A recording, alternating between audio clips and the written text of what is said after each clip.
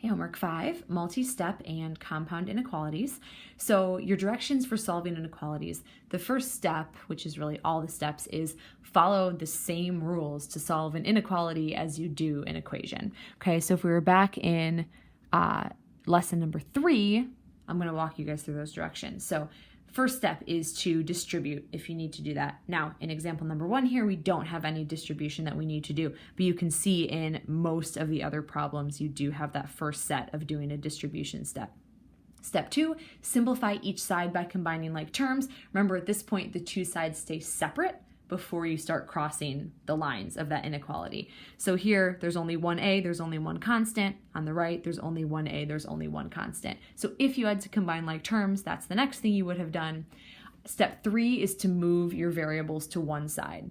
So that means get the variables on one side, get the constants on the other side. With inequalities, I always find it a good idea to get the variable on the left-hand side. It's easier to read your inequality symbol that way, but it's all personal preference. Whatever you want to do is fine. So here we are going to do inverse operations to move this 4a over to the left. So I'm going to add 4a to both sides. So when I take negative 7a and I add 4a, it leaves me with negative 3a. And then this stays the same. And then on my right-hand side, when I add 4a, it's going to cancel the negative 4a, and all I'll have left is this 1. Then we're going to separate the variable from the constants. So this negative 11, we need to do the inverse and add the 11 to the other side. So when I add 11 to the left, I just have the negative 3a. When I add 11 to the right, 1 plus 11 is 12. Here's where we come across the only kicker for inequalities versus equations. When you're solving inequalities, you have to switch the inequality symbol if you multiply or divide by a negative number. Okay, so here, the step that we're about to do is dividing by a negative number. So I'm going to divide each side by this negative 3 to get the a by itself. So when I divide the left by a negative 3, I just have a. Because I divided by a negative number, I have to flip this less than inequality to a greater than inequality. Okay, so it's a very specific rule. It only comes up if you multiply or divide an inequality by a negative number, which I just did. This right-hand side, when I take 12 and divide it by negative 3, I end up with negative 4.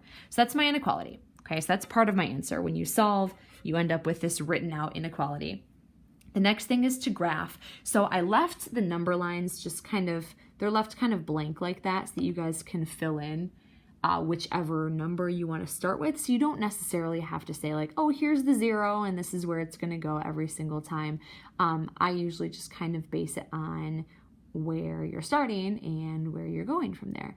So this one, you are saying that it is supposed to be greater than a negative 4.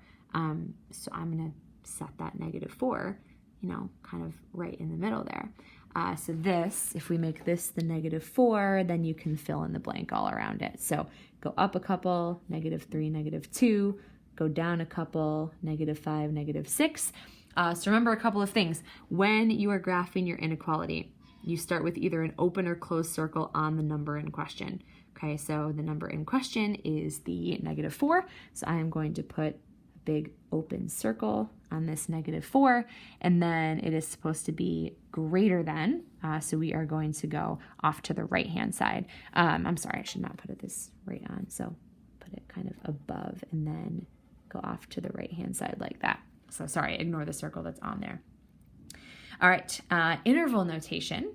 So interval notation, remember we talk about either open circle or open parentheses or closed brackets. So this one we have a lower bound and an upper bound, and then we also have to include the brackets. Okay, so our interval notation that we would write down, kind of look from left to right here. As we come across, the left bound is this number, and it's an open circle. So the left bound is an open circle, so that means our left bound would be parentheses, and that number is a negative 4.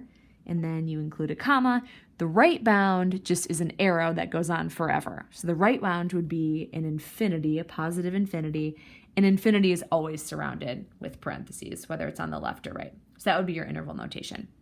Second type of problem that we have from homework set number 5 are the compound inequalities. So we do these the exact same way. You're just going to end up with 2 inequalities that you have to put on the same number line. So this one.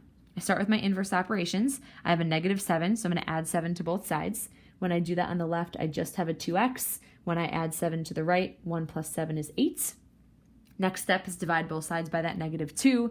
So when I divide the left by a -2, I just have an x. Because I divided by a negative, my inequality will flip, and 8 divided by -2 is -4. Okay, so then I have or, and then I move on to this other second set, this inequality. X minus 2, my inverse operation would be to add 2 to both sides. So if I add 2 to the left, it's just x greater than or equal to. When I add 2 to the right, -1 plus 2 would be +1. Okay, so that's my second set. Now, each set just kind of goes together. When it's an or, you just put them together on the same number line and just see what you end up with. So the first one, when I was plotting that, x is less than -4 is really similar to the example I just did. So you start at the -4. It's just a less than, so I'm going to put an open circle there. And less than will take my graph off to the left, like that. Or, so that means I just put it on the same number line, x is greater than or equal to +1. So I go to the +1, and that has a greater than or equal to. So for that one, you want to make sure that your circle is solid. All right, so you've got the 1 right here. That's going to be solid. And then it's greater than, so that goes off to the right, like that. Okay, so now last thing we need to do is the interval notation. So we've got 2 different sets on that number line, so we're just going to have a little union symbol in the middle. So this one, from left to right. On the left, there's an arrow going off to the left, so that would be a -infinity, and infinity always starts with parentheses, comma, and then it ends at a value of -4. And -4 has an open circle, so that's also parentheses. And then I do a little union symbol to say that I'm combining 2 sets together. And then I do this one from left to right. My left mark is a closed circle at 1. So it's at 1, and a closed circle means brackets, not parentheses, comma, and then the right end here is an arrow. So an arrow on the right would be +infinity, which always goes with parentheses, never ever brackets.